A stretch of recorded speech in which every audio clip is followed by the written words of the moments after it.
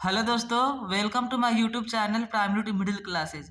आज की इस वीडियो में हम प्रकाश के अपवर्तन के बारे में जानेंगे। ठीक है, तो चलिए वीडियो को शुरू करते हैं। सबसे पहले हम यह जान लेते हैं कि प्रकाश का अपवर्तन किसे कहते हैं। ठीक है, तो प्रकाश की किरण जब एक पारदर्शी माध्यम से दूसरे पारदर्शी माध्यम में जाती है तो प्रकाश की दिशा में परिवर्तन होता है। ठीक है, प्रकाश की मुड़ने की प्रक्रिया को ही प्रकाश का अपवर्तन कहते हैं। ठीक है, समझ में आ गई। प्रकाश की मुड़ने की प्रक्रिया को प्रकाश का अपवर्तन कहते हैं।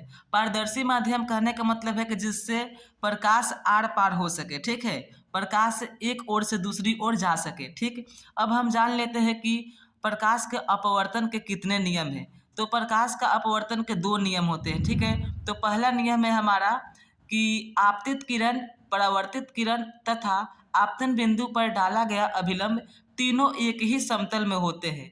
ठीक है, जो आपतित किरण होती हैं और अपरावर्तित किरण और जो अभिलंब होता है तीनों एक ही समतल पर होता है, यानी कि mn पर तीनों एक ही पर होगा। ठीक है, ये हो गया हमारा प्रकाश का अपवर्तन का पहला नियम। और दूसरा नियम होता है आपतन कोण की जया साइन आई तथा परावर्तन कोण की जया साइन आर का अनुपात एक नियतांक होता है। ठीक है, sine I by sine R is equal to एक नियतांक होता है। ठीक है, हमने प्रकाश का अपवर्तन और उसके नियमों को पढ़ लिया। अब हम समझते हैं कि माध्यमों में प्रकाश की मुड़ने की प्रक्रिया। ठीक है, इसी को समझते हैं। तो सबसे पहला है हमारा विरल माध्यम से सघन माध्यम। ठीक है, तो जब प्रकाश की किरण विरल माध्यम से सघन माध्यम में जाती हैं तो प्रकाश की किरण अभिलंब की ओर झुक जाती है। ठीक है, कहने का मतलब है कि विरल माध्यम जैसे मान लीजिए हवा हो गई और सघन माध्यम हो गया पानी।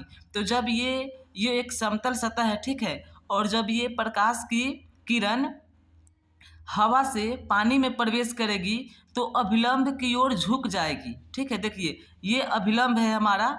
तो प्रकाश की किरण को इस तरह से जाना चाहिए था, लेकिन ये जब पानी में जब प्रवेश की है तो अभिलंब की ओर इधर झुक गई है। ठीक है, ये जो हमने रेकरिंग देकर किरण को खींचा है। ठीक है, तो अभिलंब की ओर झुक गई है। तो यही है हमारा कि जब प्रकाश की किरण विरल माध्यम से सघन माध्यम में जाती है तो प्रकाश की किरण अभिलंब की ओर झुक जाती हैं।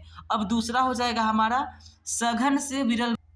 ठीक है, तो चलिए उसको भी देख लेते हैं। सघन से विरल माध्यम, जब प्रकाश की किरण सघन माध्यम से विरल माध्यम में जाती है तो प्रकाश की किरण अभिलंब से दूर हट जाती है। ठीक है, इसमें दूर हट जाएगी। देखिए ये समतल सतह होगी और जो प्रकाश की किरण आ रही है ये इसको इस तरह से आना चाहिए, लेकिन ये इधर अभिलंब से दूर हट गई है। ठीक है, तो जब सघन माध्यम से विरल माध्यम में जाएगी तो प्रकाश की किरण अभिलंब से दूर हट जाएगी और विरल से सघन माध्यम में आएगी तो अभिलंब की ओर झुक जाएगी। ठीक है, और अगले वीडियो में हम पढ़ेंगे कि ये अभिलंब की ओर क्यों झुकती है और अभिलंब से दूर क्यों हटती है। ठीक है, तो बस इस वीडियो में इतना ही। यदि वीडियो पसंद आया हो तो वीडियो को लाइक एंड सब्सक्राइब कीजिए। मिलते हैं अगले वीडियो में, तब तक के लिए bye. Thanks for watching this video.